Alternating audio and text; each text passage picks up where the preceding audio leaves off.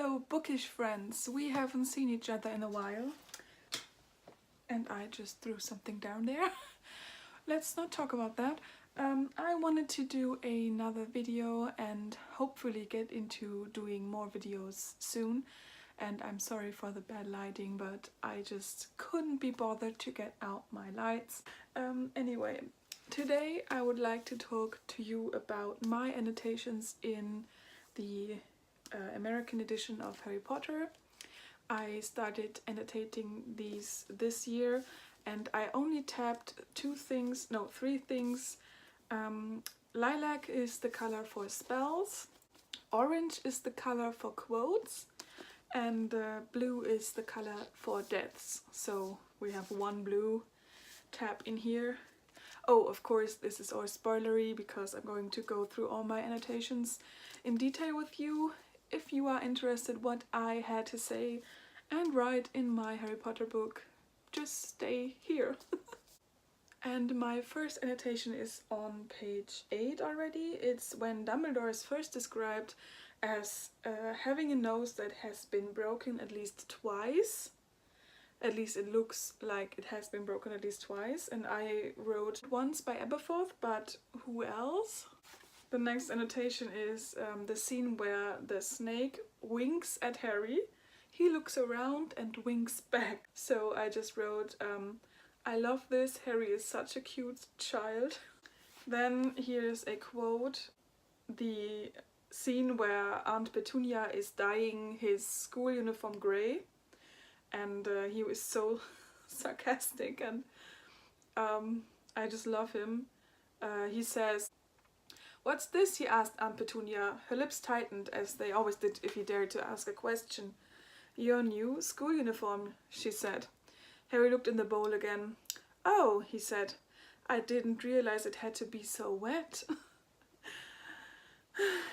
And also a little bit later he says, he tried not to think about how he was going to look on the first day, like he was wearing bits of old elephant skin, probably. And I just wrote down, "Haha, yes, 1,000 times yes," and I forgot how funny Harry is. The scene where he finds his letter the first time, and I just wrote down, "Why did you not hide it in your cupboard, Harry?" And also the scene where the letters float from the ceiling down. And I just wrote, "There has to be one on the ground you can grab faster and then run upstairs, Harry." Then the scene where Hagrid is introduced to Harry for the first time, and he says to him, "You look like your dad, but you've got your mom's eyes." And I just wrote down that I love that Hagrid is the first person to tell him that, because I love Hagrid and I think he's so underrated, which is something I write down a lot. Next is the cake. The icing says "Happy Birthday, Harry" with no spell errors. And I just wrote down, why did they change the spelling in the movie? It kind of made Hagrid look dumber, so I wondered why that was the case. And then the next thing I wrote down was the scene where Harry relives his memory of Voldemort killing his parents and seeing the blinding flash of green light and a high, cold, cruel laugh. But I wrote down that this is probably the worst memory of Voldemort's soul, because Harry was too young to remember. At least that's how I thought it is. Next is when Hagrid and Harry take the underground, and it says, "Hagrid took up 2 seats and sat knitting what looked like a canary yellow circus tent." And I just wrote down, I love picturing this scene in my head. Then the scene where Harry meets Quirrell for the first time and they shake hands. I wrote down that he hasn't got a turban either, so he's probably not possessed yet. Then when they meet the goblins in Gringotts for the first time, and he just politely asks, "You have his key, sir?" And I wrote down that this is polite, unlike in the movie where he says, Does Mr. Potter have his key? I just thought this was interesting.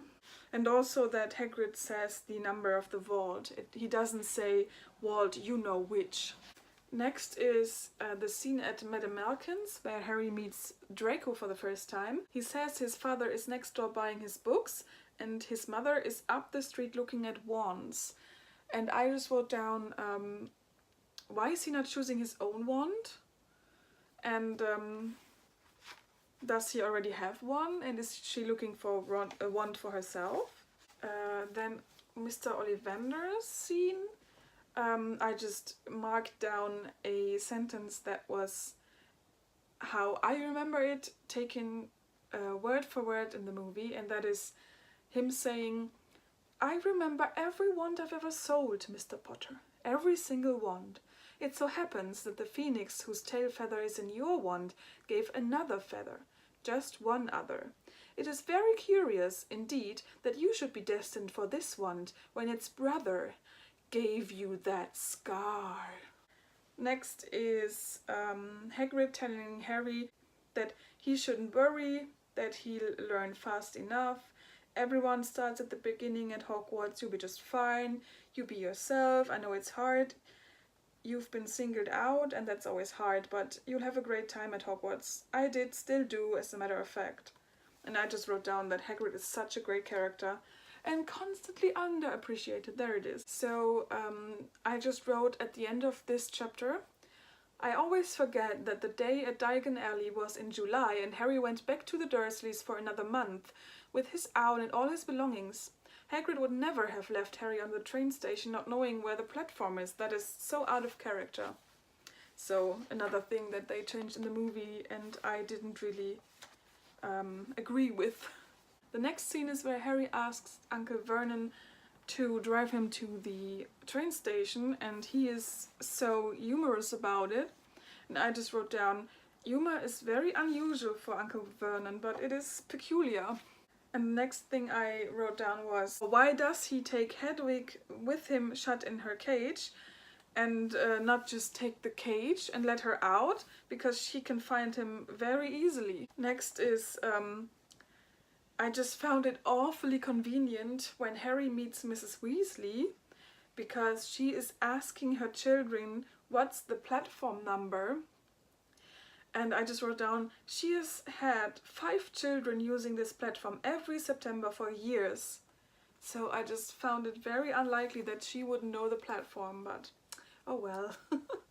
Then another thing is, because she says to Harry, don't stop and don't be scared, you'll crash into it, that's very important.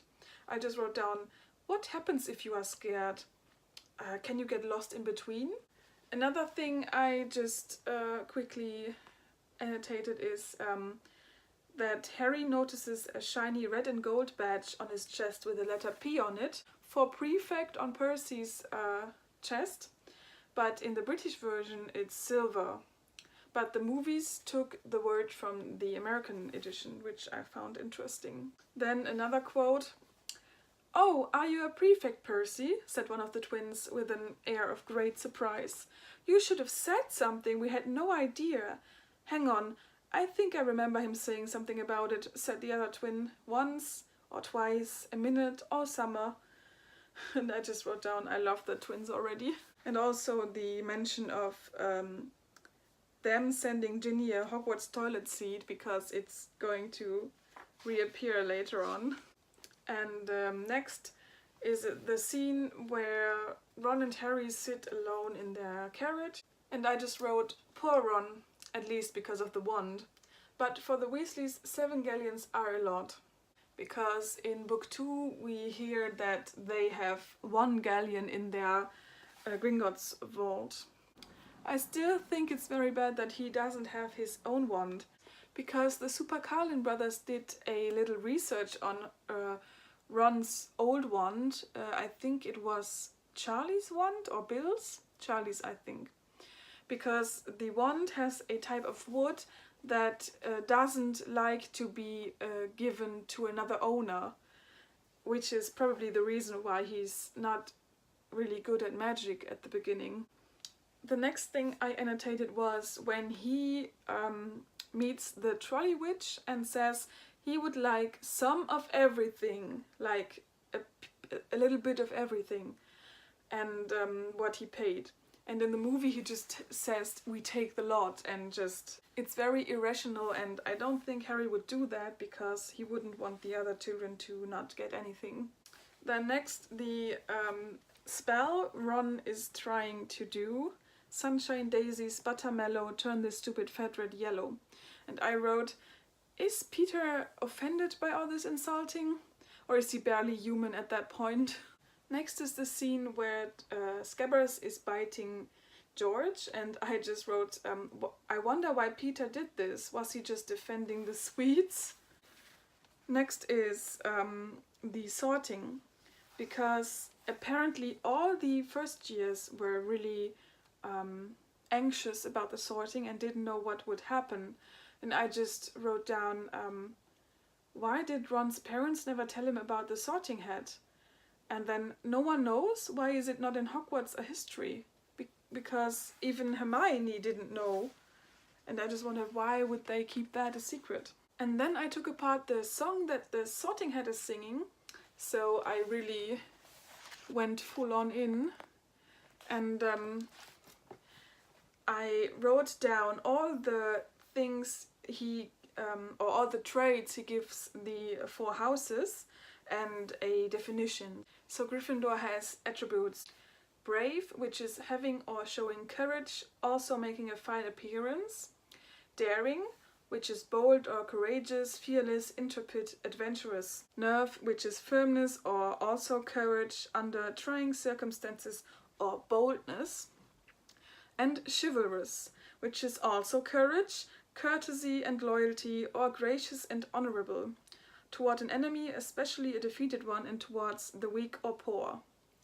Hufflepuff is called just, which is guided by truth, reason, justice and fairness; loyal, which is faithful; patient, which is bearing provocation, annoyance, misfortune, delay, hardship, pain, etc. with fortitude and calm and without complaint or anger; true, which means they are real, genuine, authentic, sincere, loyal, faithful, steadfast, exact, precise, being of the right kind, reliable, rightful, honest, honorable, truthful; unafraid of toil, which means hard and continuous work, exhausting labor or effort.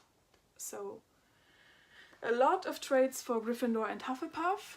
Ravenclaw is described as having a ready mind, which means to be prompt or quick in action, performance, manifestation; to have wit, which is the keen perception and cleverly apt expression of these connections between ideas that awaken amusement and pleasure. And Slytherin is described by only one word, and that is cunning, which means showing or made with ingenuity, sly, crafty, charming, cute, appealing, skillful, expert, shrewd, malicious. And I just found it so interesting that the only word that Slytherin is described as, it has at least 2 or 3 negative meanings, and all the other traits that are listed don't really have any negative traits. So that was very interesting. The first quote I tapped is, "A horrible thought struck Harry, as horrible thoughts always do when you're very nervous." Then when Malfoy gets sorted, I wrote down, "How does the sorting hat know so fast? Does Malfoy not show any other characteristics?" Then another quote, "The sorting hat says something," and I wrote that it's the exact wording in the movies. It says, "Difficult, very difficult. Plenty of courage, I see. Not a bad mind either. There's talent. Oh my goodness, yes. And a nice thirst to prove yourself. Now that's interesting. So where shall I put you?" "Not Slytherin, eh?" said the small voice. "Are you sure? You could be great, you know. It's all there in your head. and Slytherin will help you on the way to greatness, no doubt about it. No? Well, if you're sure, better be Gryffindor. Then I found a part which was very interesting because it's almost a whole sentence that is not in the British version. And that is when Dean is introduced, because in the British version he's completely left out of the sorting. It says now there were only 4 people left to be sorted, and in the British version it's 3. And Thomas Dean, a black boy even taller than Ron, joined Harry at the Gryffindor table, was completely left out, which I found interesting. Then I just wrote that Dumbledore has a totally different demeanor pre-Voldemort. And the words nitwit, blubber, ornament, tweak, I just wrote that these can all be used as insults for people who are different. And I just thought that Dumbledore was probably saying that this is not something bad and just using it in a positive way. Then Nearly Headless Nick says he hasn't eaten in nearly 500 years. The British edition says that as well, but the British audiobook says 400 years, which is kind of strange. Also there's a line, Seamus says, nearly headless, how can you be nearly headless? Which is given to Hermione in the movies, which I think is not really her character. I don't think she would have asked so impolitely, so that was what I wrote there. Then when Neville tells them his story, how he never showed any signs of magic, and what horrible things his great uncle did to him, and I just wrote, this is horrible, sounds like abuse to me.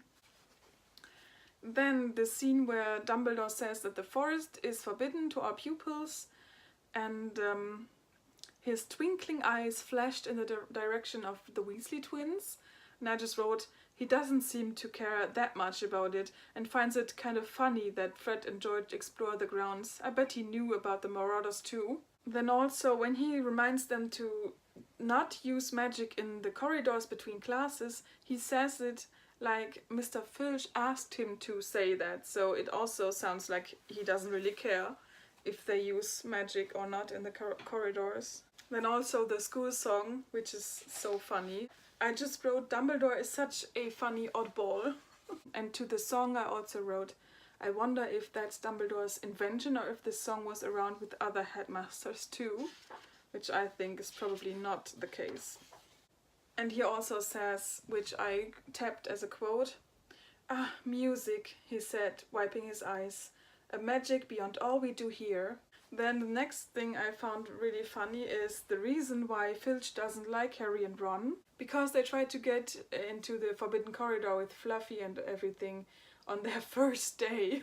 And I also found it so funny that Professor Quirrell was the one who was saving them from Filch and at this moment, because he was also going around the Forbidden Corridor. And when Snape is mentioned, I just wrote, I still can't believe that no one says anything of his mistreating students. And we have 1 point taken for a sassy comment when Harry says that Snape should try Hermione because she knows the answer. And I also found it funny that Neville, while making a potion that is supposed to cure boils, and he does something wrong and the potion makes angry red boils. So it produces the exact thing the potion should cure. Then we have another point taken by Snape for not helping Neville or preventing something on the next table. And next is Hagrid telling them that Mrs. Norris is always following him whenever he enters the school, which I found really curious. I had also totally forgotten this, but I just wrote, why? Just because he doesn't like Hagrid? Then Hagrid seems to know why Snape hates Harry's father and doesn't say it, and then I wrote, how does Hagrid know? And then I checked his birthday, and Hagrid was born 1928. So he was already gamekeeper when Snape went to Hogwarts, which was 1960. Next I wrote at the end of this chapter, if Hagrid had told Harry about the rivalry and hate between James and Snape, maybe Harry wouldn't have suspected Snape the whole time. Did Dumbledore tell Hagrid not to talk about it? And why? Well, we know why Dumbledore doesn't talk about it, but Hagrid has never said that he wouldn't tell. And also the scene where they are all standing with their brooms and Madame Hooch is going to blow the whistle, and it says that Neville pushed off hard before the whistle had touched Madame Hooch's lips, because in the movie she whistles and he flies, and he just does what she wanted everyone to do, but no one goes up, just Neville. That was always not logical to me, because he did what she asked and no one else did, as if they just knew that he was going to fly off. And because his broomstick is flying into the Forbidden Forest, I just wrote, is it normal for broomsticks to fly on without a flyer? And next, when Madame Hooch says, you'll be out of Hogwarts before you can say Quidditch, I just wrote down that I don't think she has the authority to expel students. Then when he catches the Remembro, it is almost at the ground, so he kind of makes a very dangerous dive towards the Remembro. And I just wrote down that I think this is much more exciting than in the movie, where he just catches it near a window. And then when McGonagall takes him out to find wood, I just thought it was so relatable when Harry had these spiraling thoughts. So I just said I can relate to Harry's spiraling thoughts so much, because he is thinking he thought of Hagrid expelled but allowed to stay honest gamekeeper. Perhaps he could be Hagrid's assistant. His stomach twisted as he imagined it, watching Ron and the others become wizards, while he stomped around the grounds carrying Hagrid's bag. I just thought it was funny how he already pictured being the assistant of the gamekeeper. So the first spell that is used in this book is Hermione using Alohomora when they are in front of the door to Fluffy, which is the spell to open locks. I also wrote, I'm impressed that she can do this without ever being taught. Then I just wrote at the end of the chapter, why does Dumbledore not keep the stone with him at all times? The next spell is Wingardium Leviosa, which is making objects fly, and it's taught by Flitwick and used by Hermione. Then the next spell is when they are facing the troll. It's Wingardium Leviosa again.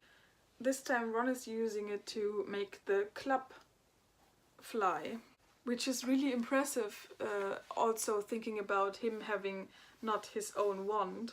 At the end of this chapter I wrote, I think that is the point where Hermione realizes that friendship is so much more important than rules, and that telling a lie to protect your friends who came to save you is more than okay. Without the troll, essentially, they would probably never become friends, and without Hermione, Harry would never have succeeded in anything, especially in the end. The next spell that is used is Hermione, who conjures up her bright blue fire that can be carried around in a jam jar. This spell is called the Bluebell Flames, and I wrote, I can't believe she managed to do that in her first year. And also I'd love to know the spell, because the incantation is unknown. It's also known as Cold Fire or Blue Flames. I wrote, blue flames are bright blue in appearance, waterproof and radiate heat only, to objects held directly above it. They can be touched, penetrated and held without burning the holder, but they can singe clothing and plants. Then Harry gets 5 points taken by Snape again for having a library book out on the school grounds. The next spell that is used is a spell that makes paint flash in different colors. This is also unnamed, and it's called Flashing Paint Charm on Harry Potter Wiki. And then when Hagrid wanted to have a red card in Quidditch 2, like Dean, that was so cool. I just wrote, I love Hagrid. Then next she's using her Bluebell Flames again, this time to set Snape's robes on fire. Here in the scene where Neville is sobbing into Hagrid's jacket because he's so scared for Harry, I just wrote, he cares about Harry so much, and a little heart. At the end of that chapter I wrote, it's funny knowing that Quirrell could never have gotten the stone because of Dumbledore's last-minute protection. They really could have done nothing. But I'm sure Dumbledore wanted Harry to go on this adventure. I'm a bit aghast that he really left for the Ministry, and Harry really almost died, claiming to know in mid-air that he needed to be in Hogwarts. Then the part where the Weasley twins bewitch snowballs to bounce off the back of Quirrell's turban, I wrote, I really need to know what Voldemort was thinking at that moment. And then I just wrote that I found it curious that they couldn't find anything about Nicholas Flamel because, yes, he is old, but his work with Dumbledore can't be that old. Then Christmas is coming around and Harry gets his invisibility cloak, and I wrote, did Dumbledore examine it because he thought it was a Deathly Hallow when James and Lily died? And why did he not sign the note to Harry? I always wondered that. And then when Fred and George are kind of bullying Percy again, I just wrote, it probably wasn't easy to grow up with Fred and George and having Percy's personality, so I kind of understand it. He's always being treated very roughly. Then on Christmas dinner, where Hagrid is getting more drunk and finally kisses Professor McGonagall on the cheek, who, to Harry's amazement, giggled and blushed, and I just found this so cute because I had totally forgotten that this was a thing. Then another scene where Percy is chasing Fred and George because they had stolen his badge, and I just wrote, maybe Percy became who he is because of Fred and George. I think he really was upset about stuff like that. When Harry is on his first adventure with the cloak, I just wrote down that he is exploring like the Marauders. Then the scene where Harry is discovering the mirror, and I just wrote, this is so convenient that he happens to find the mirror and also Dumbledore teaches him how it works. And also, where did Dumbledore get the mirror? And then I wrote, when Harry is standing in front of the mirror, that I wish they had included all members of his family because Harry's greatest desire is having a family, not just his parents. And there were at least 10 others with Harry in this picture he's seeing. Then the next quote is, it does not do to dwell on dreams and forget to live, remember that? Just the most famous quote ever. Then when Harry goes to bed, he is shoving scabbers off his pillow. And I just wrote, I really find it disturbing how close Peter Pettigrew is to Harry and Ron. And then I wrote that Dumbledore used to see himself with Grindelwald in the mirror, but I could see that he maybe now sees Ariana and Kendra. And I also wrote, I feel very sad that Albus never fell in love again after Grindelwald and so many lonely years. The next spell that's been used is used by Draco on Neville, and that is the Leglocker Curse, Locomotor Mortis. And Hermione uses the Counter Curse, which is an unknown spell. Then when they are reading about the Sorcerer's Stone, in this case, I wrote, the Philosopher's Stone is a true term in alchemy, known for ages. Alchemists used to try and create it for many centuries. I'm a bit sad that the Americans felt they needed to change it to nonsense. JK always bases names on facts and mythology. And then, when Harry is learning for defense against the dark arts and copying down different ways of treating werewolf bites, I wrote, I don't think that Quirrell is the worst teacher they had. He might make it to the top 4. It's not really competition there, right? When a Death Eater is the second place. And then when Harry is thinking, he sometimes had the horrible feeling that Snape could read minds, I wrote, he can, but not without you knowing. The next spell that is mentioned is again Locomotor Mortis, which is something Ron has been practicing because the next Quidditch match was going to be refereed by Snape. Then the part where Snape and Quirrell are talking in the forest, and I wrote, it's funny how they misinterpret that part of the conversation, but since Snape got bitten, Hagrid and Dumbledore really are the only ones who know how to get past Fluffy. Then, when Ron is telling them that dragon breeding was outlawed by the Warlocks Convention of 1709, everyone knows that, I just wrote, I love how easily Ron remembers this fact, including precise year. He knows so much and continuously underappreciates himself. I think that is the real problem Ron has. He's just underappreciating himself. Then at the end of the next chapter, where they give the dragon to Charlie's friends, I just wrote, I still can't understand how they could forget the cloak and just walk through the castle at midnight. Then Filch says it's a pity they let the old punishments die out, to hang you by your wrists from the ceiling for a few days, and he still got the chains in his office. I wrote, just how old is Filch that he knows about practices like this and still keeps the chains? Because if he's not the one who did it, why were the chains still there? Harry says that they have only used the horn and tail hair in potions. And I wrote, how do they get the horn if they won't slay the unicorn, especially if this ingredient is so common that first years use it? I just wondered how to get a horn without killing a unicorn. Dumbledore totally set Harry up to find out about Voldemort. He could have found the unicorn in a matter of minutes, and I refuse to believe going into the forest is a common punishment for being out of bed. McGonagall said herself that these are dangerous times to wander around the castle, but going into the forest with Hagrid and then splitting up is totally normal. Dumbledore must know that Voldemort is after the stone if Firenze knows, and he deliberately gives Harry back his cloak to act soon. Then the next spell that is mentioned is a anti-cheating spell for exams, which doesn't have any known incantation. Then the scene where the Weasley twins and Lee Jordan are tickling the tentacles of the giant squid, which is basking in the warm shallows. I wrote, I love how the giant squid is just a big pet and so friendly. I wish it would have been mentioned during the Triwizard Tournament. Then the line where Snape says, people will think you're up to something. I wrote, I love Alan Rickman's take on this line in the movie with his dramatic pause. Then when Harry tells them that he is going to act because it's much more important to stop Voldemort from getting the stone than to be at Hogwarts. So I said, Harry is so noble and mature, and all that because he grew up far from the wizarding world. This is so wise for an 11-year-old. Then when he finds the flute that Hagrid gave him for Christmas, I wrote, very convenient.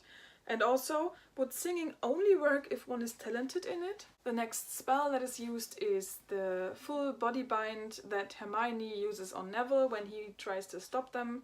And it's called Petrificus Totalis. The scene where they are going through the trapdoor, and I said, I like it more that they have the flute and play for themselves rather than finding a harp that is still playing. The next spell that is used is the Bluebell Flames again, that Hermione is using on the Devil's Snare. And then she is using Alohomora again, but it's not working because they have to find the key. The flying key.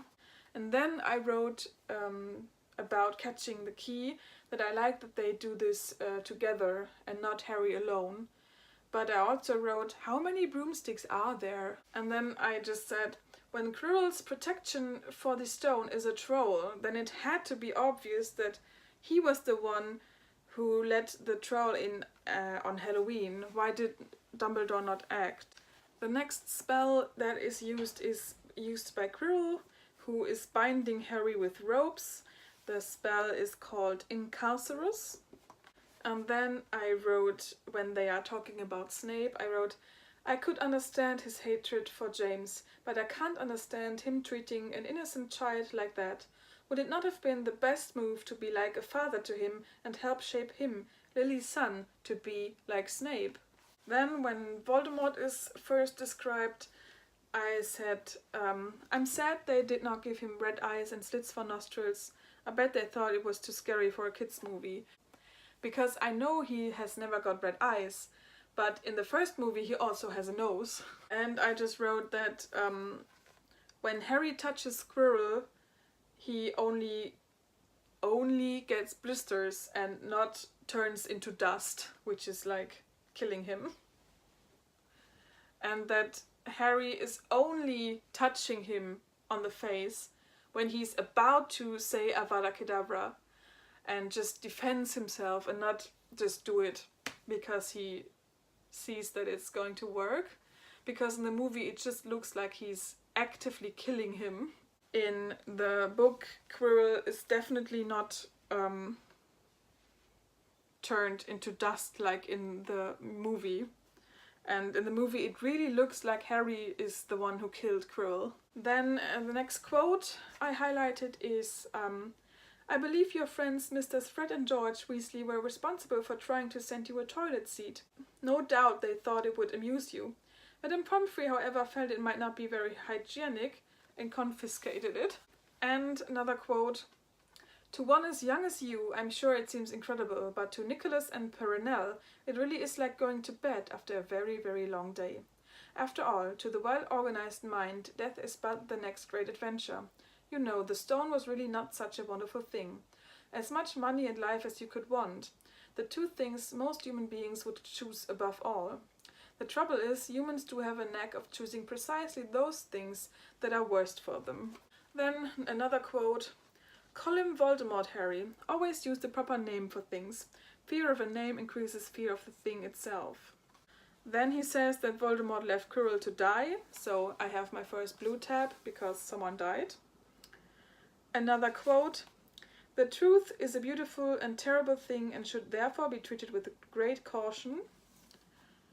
And to have been loved so deeply, even though the person who loved us is gone, will give us some protection forever.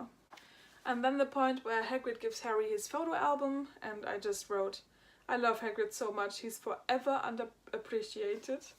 And that's it. That's all that I wrote in my edition of Harry Potter and the Sorcerer's Stone. So I hope you found that interesting to see my thoughts on the book. And if you do, I would love to see a like and also comments on your thoughts about this. And do you have an annotated edition of Harry Potter, and what did you write in it? Something to add or other thoughts? And yeah, thanks for watching and see you later. Bye!